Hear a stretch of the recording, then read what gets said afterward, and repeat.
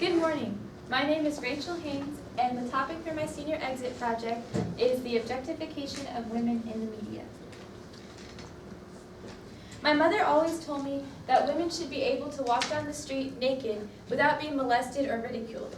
Obviously, this is figurative, however, it's virtually unimaginable in today's society. Yet in contrast, I see naked women plastered on billboards, on social media, on television, all selling us a product. But are they really selling us a product, or are they selling us an idea? The following ads I will show you are explicit, so discretion is advised. However, remember that there is no disclaimer before them, and they are in public. The first is a Burger King advertisement. It obviously resembles a pornographic image in which the burger, you can guess what it symbolizes, and her mouth and her face is not ready to eat. The slogan reads, "It'll blow your mind away," with emphasis on the word blow. In the corner you can see that the hamburger is described as a super 7-incher.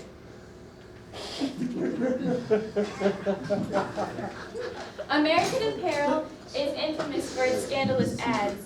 Even some are banned in the US and the UK. Unfortunately, not all of them are. In this advertisement, you can see that there is no information on the clothes she's wearing, only the bold words, "now open." The only thing they could possibly be referencing would be her open legs. You can also see that her arm is disproportionate to the rest of her body with the obvious use of Photoshop. Even used car companies have used the tactics in their advertisements. This is an advertisement for the BMW Premium Selection used cars, in which the slogan reads, "You know you're not the first, but do you really care?" So promiscuous women are being compared to used cars. And lastly, and possibly the most shockingly, even organ donation has used it in their advertisements, where it reads, "Becoming a donor is probably your only chance to get inside her." Does this really compel you to become an organ donor? Girls as young as 7 are exposed to ads such as these, as well as television shows, magazines, music, toys, all encouraging them to become hot or sexy before they've even reached the age of sexual maturity or puberty. Also, the sexual content of television has risen from 54% in 1998 to 70% in 2005 and continues to rise. To address this issue in my project, I used the thesis, "The media's portrayal of women as sexual objects negatively affects their psychological being, creates a false sense of female empowerment, and supports an industry benefiting from the unrealistic portrayals of women." So what is the effect of the repetition of these ideals and these images? The first is recognized by the American Psychological Association, known as habitual body monitoring. This is the obsessive monitoring of one's body, such as their eating habits, their body positioning, and their overall appearance to appear more attractive to the public. This would mean that they might suck in their stomach, in public or even at home in more extreme cases. They also would position their body differently in their seats to make the lighting hit them more attractively. They also can monitor their eating habits, which puts them at higher risks for anorexia, purging, and bulimia. Also recognized by the American Psychological Association, self-objectification is a phenomenon in which women or girls treat their bodies as a sexual object for another's pleasure. This leads to higher risks of depression, self-esteem issues, and even habitual body monitoring. This leads to my next point, that it creates a false sense of empowerment. This is a popularized belief that exploiting yourself and choosing to be a sex object puts you in control over your partner, in which this is not true. Even if you feel that choosing to be it puts you in control, it does not, even if you are paid for it.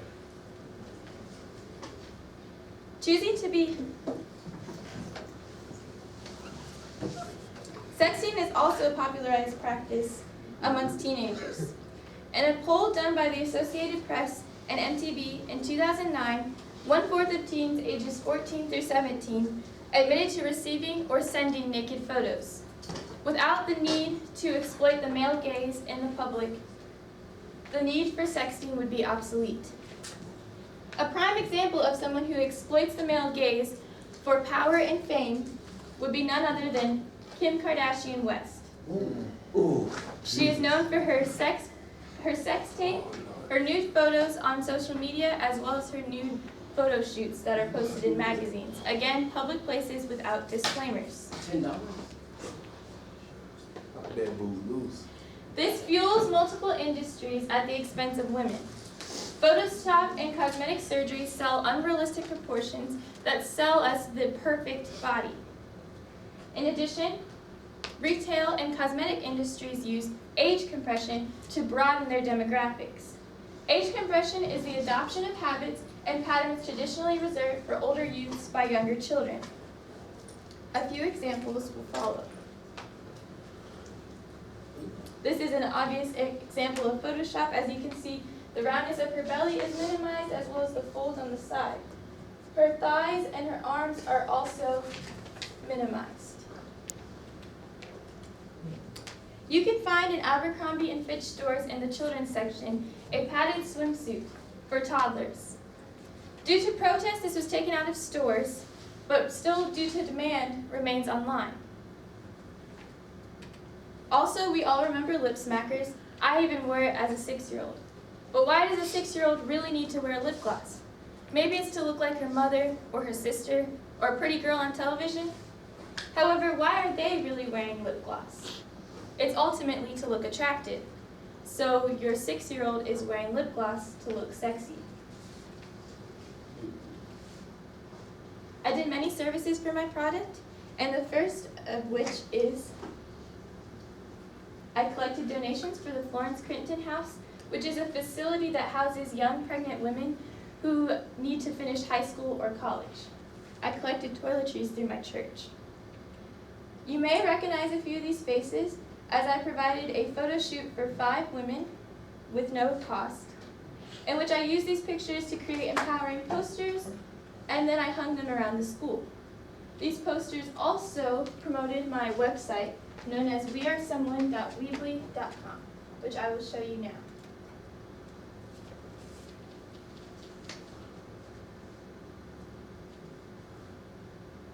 The official name of the website is We Are Someone, Not Someones.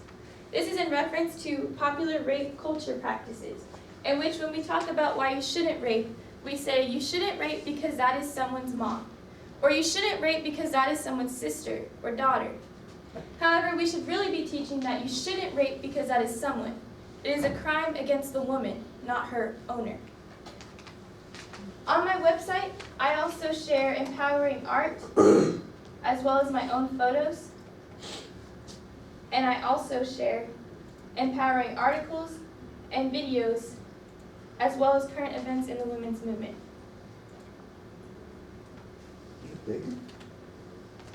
Remember, power is in your perception. Thank you, and what questions do you have?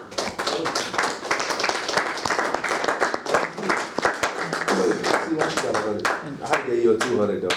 If you guys could, any questions that you have? About how long did it take you to create your website and everything? But like, do you still use it today? But I don't know exactly how many hours, but it took me a while because I had to research articles and things to post on it. So the actual body of it didn't take long, but the research took most of my time. So you just use like a template, like it had a template, so you just put them. Yeah, if you go to weebly.com, it has a template. Is this topic, is it like close to you? Like, do you feel a certain type of way about it? Is that why you did it, or did you just like choose it? Well, at first I just chose it because I wanted to do something with the women's movement. But in researching it, I realized that some of these things I've seen before, and that even some of these habits that are a result of it, I do myself. And I feel like most women do at least habitual body monitoring, so that did make the topic come more close to me. What was the hardest part of the senior exit project? For me, it was explaining my topic when people would ask what it was, especially at church when they say, "What are you doing for your senior exit project?" they don't want to hear the word sexual objectification Mhm. because that doesn't go well in conversation. Cool. You guys give it up for Rachel. Fantastic.